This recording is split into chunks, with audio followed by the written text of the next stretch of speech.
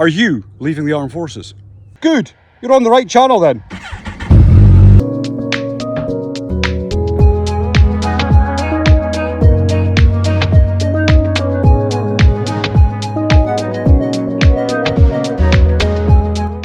Well everybody, hope you're all okay. So I'm just going to pick up from where we left off in the last episode. I'm taking a cheeky little trip from Aberdeen down to Glasgow to see some friends. Global warming has allowed me to ride my bike at the end of October. So, I'm certainly not going to have you guys having to look at endless streams of road. Getting kind of bored. Every time I take a leg stretch, we'll stop and we'll chat about mindset. If you've put your notice in, then you've got a couple of years, a year at most, to get your headspace correct. So we'll stop by every now and then and we'll have a discussion about it. Let's kick some ass!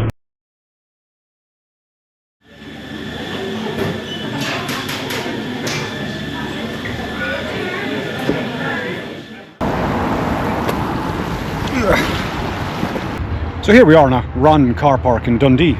Just had a coffee. You see the size of it, so I'll probably need a pee. So let's talk about this mindset thing.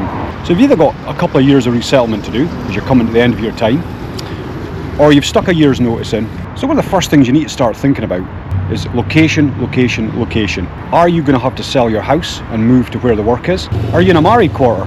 You're going to have to think about getting rid of that. And I wouldn't leave that right to the last minute. Get rid of it quick. Where am I going to be spending the next half of my working career?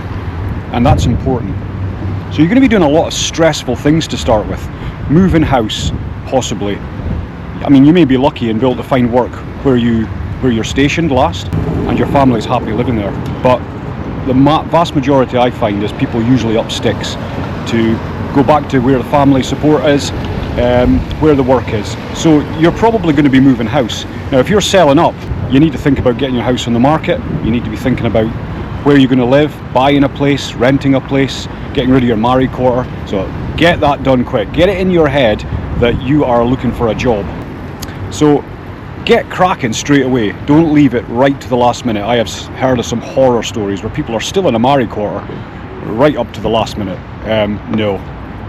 Right then, you saw the size of the coffee, so let's get back on the road, and I'll probably need a pee at some point. And we'll stop and chat about the next thing that you really need to take into account.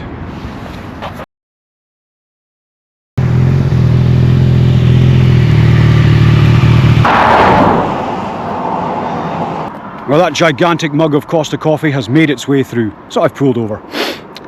Which is a great time to talk about finance now. So I refer to my retirement video and my little formula for making sure that you're sorted for retirement.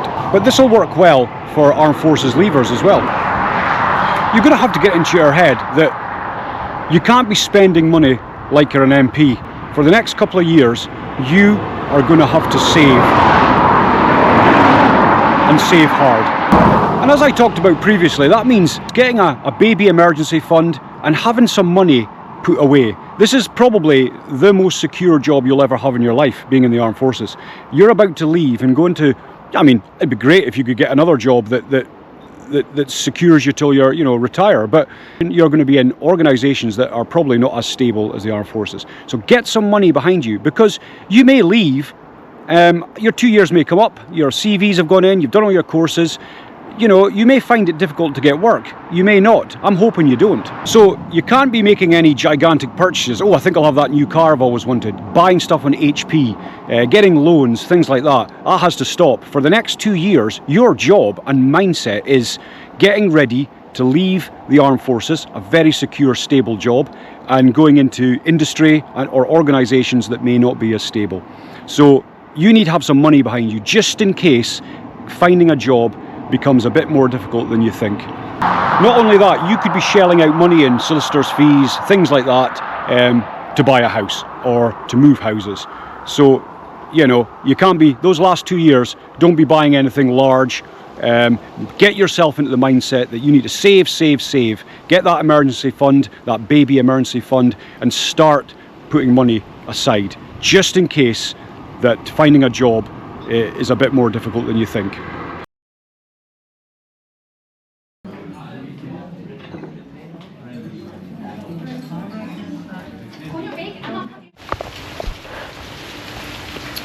Well, that was nice. Just had a cheeky little vegan curry at Balloch House near Loch Lomond. So I've stopped here in Loch Lomond. It is absolutely pissing it down. So just thought I'd do a quick catch up. So make sure you're not buying anything, okay, for the next couple of years or year, depending if you've just put your notice in. The other thing to consider is, in a couple of years or a year's time, the armed forces won't have much to do with you after that. It's quite an impersonal thing when you leave. You'll basically have your ID cut up, probably re-sign the Official Secrets Act, and you're out the door. So you've got to get it into your head early. There's not going to be a Royal Marine band pushing you off. Because I came out of Faslane Naval Base after having my ID card cut up. My discharge note was done. That was it. Handed my pass in and I rode my motorbike out of the gate, looked back, and that was it, you know. So you've got to get into your head that it's not going to be a big fanfare affair. Depending on where you're based, you might get dined out. You might get a nice bit of paper from your boss and things like that. But we're not like the Americans where you can go into PX bases, naval bases, and get tax-free shopping. Apart from it, so you've got to put that behind you and try and look forward and not backwards. So that's some good advice there. Right then, well, it's absolutely hammering down, so I've got a bit more of a journey to go. So we'll get out of here and get moving. Hi everyone, it's the next day. So I decided to sack recording yesterday. It was pissing it down. So yes, I was rather wet. I mean, what a great idea to take a motorbike on such a lovely day. And if you're really stupid, that's what you would do. So anyway, mindset. I'm just off to a random field to take my paramotor into the air. So we'll continue where we left off, at a few thousand feet. See you soon.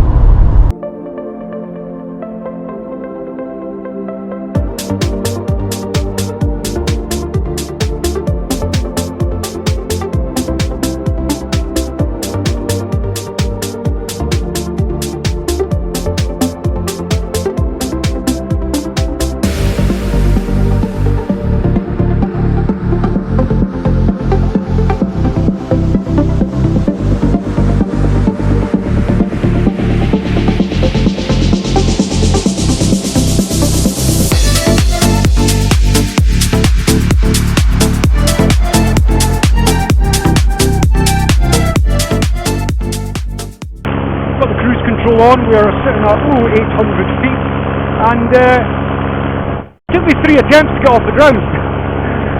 The wind was strong, then just as I got flipped in, the wind was not strong. Yada yada yada. As I was saying, it's all about mindset. We're on our way to Ormond Transmitter Station, which we walked the other day, so in my other video. So why don't we fly over there? We'll have a look at it from height, rather than me blowing out of my arse walking up of it. We talked about the finance bit, we talked about getting it in your head that, you know, you're going to have to, your next 2 years or your next year is finding a job. And hopefully the armed forces, you're stationed somewhere or based somewhere where you can get the time off to do all the resettlement that you need to do. In my case, that was quite difficult for the first year because I was still on a serving submarine. But my last year, I was shore based for a while, so I was able to kick the shit out of it. So the same applies to you guys. The other mindset is, as I discussed, is the Army, Navy, Air Force, Marines. Once you're out the door, you're on your own. The Ministry of Defence isn't going to, look after you when you leave. So you're on your own. You've got to find a job like everybody else now. You're going to have to get yourself a dentist. You're going to have to get yourself registered with a doctor. Good luck. There's a lot of controversy around doctors and doctor's appointments at the moment. Very difficult to get. So you haven't got a sick bay you can go to. If you're lucky enough, you might work for a company that gives you private healthcare. But I wouldn't rely on that. You are part of the NHS now. You won't get any preferential treatment for being an ex-armed forces guy. So maybe 6 months before you're leaving, 3 months, I would get yourself registered with a doctor. Gone are the days where you can go and see a doctor, they know who you are, they know you well, you see the same doctor every time. Those days are gone. You're looking at weeks to get an appointment, and most of the time that's via phone call. So bear that in mind as well when you're leaving. So there you go. Like 6 months before, I basically started putting speculative CVs out. Getting to know people on LinkedIn, getting to know their HR email addresses, and amazingly enough, I was getting replies. One of the best replies I got was from an ex-Marine who was quite high up actually in oil industry. He'd come up through the ranks, shall we say, in the Marines, and then he'd come up through the ranks in the oil and gas industry. And he was fantastic. He said, look Brian, your CV's good. If I were you, I would tailor it to a little bit and do this. I would do that. And, maybe 3 months before you're leaving, start banging the CVs in instead of 6 months before. So, I got that advice from him and it was fantastic. Oh, it's getting choppy now. So really, you're going to have to get a few things in your head before you leave. It's going to be an interesting time. You're going to do a lot of things that are stressful, moving house possibly, giving up a very stable job, getting a doctor, getting all that. And it's all very stressful stuff. Some people do one of those things, but you're going to suddenly be thrust in doing several of those things, And we're not just changing jobs, one for another. In City Street, I went through how many jobs? When I left, I had 1, 2, 3, 4 companies I ended up working for, and I was doing very similar things. So it's not a huge deal when you're already going for one job, but you are leaving an incredibly different organisation to most. That's something to bear in mind. So it's going to be quite a stressful time. Communication with your partner is a massive thing. You're both going to be having different stresses, and just look after each other during this time. It's going to be a couple of years or a year if you've got a notice in and you're not from the end of your time. It's going to take a little bit of time to get used to it. I think on the next video I'll talk about interviews, and just talking from my experience of leaving the Navy and the type of interviews I did. You probably, if you're going for a sergeant's exam or a chief petty officer's exam, an interview for a civilian company is no worse than that. Or promotion exams and things like that. So I wouldn't worry too much about the interview itself. I know it's daunting to think about it, but I remember doing my very first interview, coming out and going, oh. And at the end of the interview, this was a good bit of advice I got, was I wrote an email back to the people who were interviewing me and said, thank you for your time, very interesting, yada yada, and I hope I'll be working with your organisation. And that pays dividends. That's something to think about as well. Let's have a look at Mormon Hill, shall we? Oh, here we go. There's Hunter's Lodge over there, the little lodge that we went up. And there's the transmitter site just there. Lovely jubbly. There's the white horse. Beautiful.